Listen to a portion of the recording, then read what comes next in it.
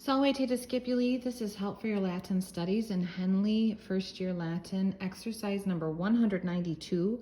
In this exercise, we are given full sentences in English to translate into Latin.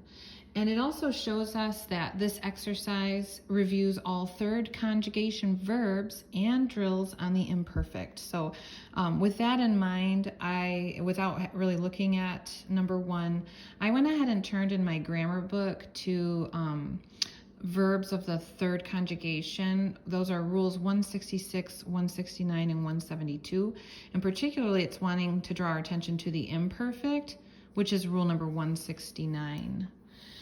So as we go to translate this, we will probably find that several of the exercise numbers or problems are going to ask us to focus on third conjugation imperfect tense.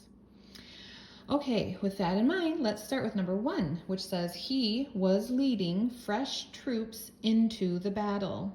So our subject in English, if we were to parse this in English, our subject is he. It is a pronoun. And was leading is our verb, right? This is a helping verb, and this is our action verb, or a verb transitive. What was he leading? He was leading troops. And so that's our direct object. And fresh is describing our direct object's troops. So that's an adjective. We'll remember as we translate this that adjectives must agree with the nouns that they modify in gender, number, and case. Okay, and then we have a preposition here, into. That particular preposition in Latin can take two different cases. The preposition in Latin is in, and if it communicates a sense of standing still, right, it's in the box, then that would take the ablative.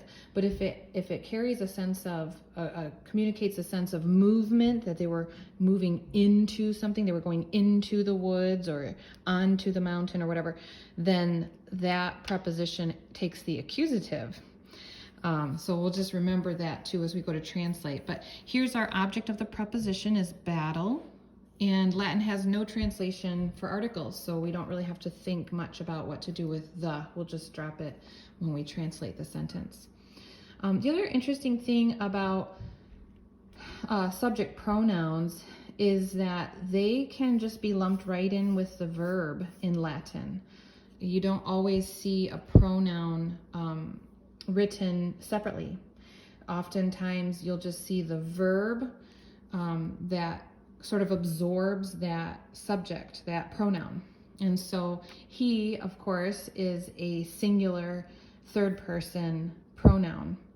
And so that means our verb must agree, and it's also going to be a third person singular verb. Was leading gives this idea of past action, but not completed, right? The ing kind of gives you an idea that it was never completed. And in Latin, they would call that imperfect. Perfect being completed, you would put the ed on it, it's done. But if it was like a past and ongoing action, never quite finished, then that's imperfect. And so there we have it, the imperfect tense that we're going to be translating into third person and singular. In Latin, verbs typically go to the end of the sentence that you're translating, and so I think we'll worry about that, all of these words together being translated into a verb when we're at the end of our Latin sentence. Okay, so let's start with the prepositional phrase, actually. Into the battle. I already mentioned that the preposition in Latin for this is in, and when it communicates that movement, it will take the accusative. So we'll want battle to be translated in the accusative. It's also singular, so keeping that in mind. So in, our word for battle is brand new from our most recent vocabulary list, so I'll just turn back a page and show it to you here. Prilium, prilii. It is a second declension neuter noun. And if we want that to take the accusative, then let's think. E, o, It'll still be prilium.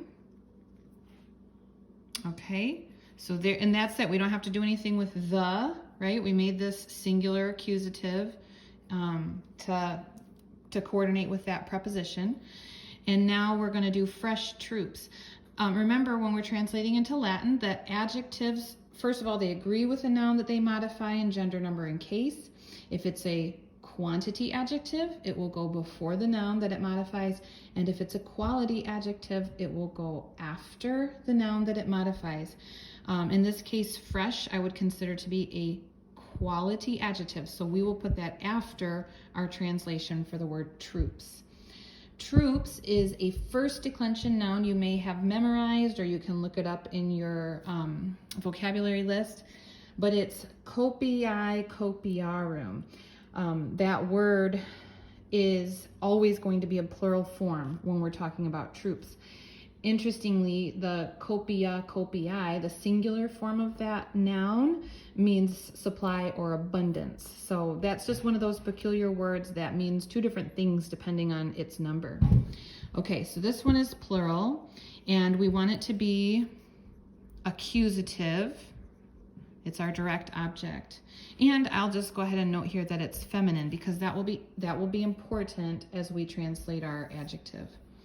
Okay, so the plural accusative form of troops, copiae copiarum, arum is as. So we're going to have copias. And then we want our adjective to agree in gender, number, and case. Feminine, plural, accusative. So the word for fresh is also new from our newest vocabulary list, and it is integer, integra, integrum. Well, the feminine form starts here, integra. So we want that to also be translated in the singular accusative. So I, am. Oh, no, I'm sorry, plural. Plural accusative. I, am, and then arum is as. So it'll have the same ending, which makes sense. Where am I? I need to flip the page. It makes sense because troops is a first declension noun that the ending would be almost always when you have a first declension or a second declension noun with an adjective of a first and second declension, your endings will likely match. So we would also have, let's see, inte, grass.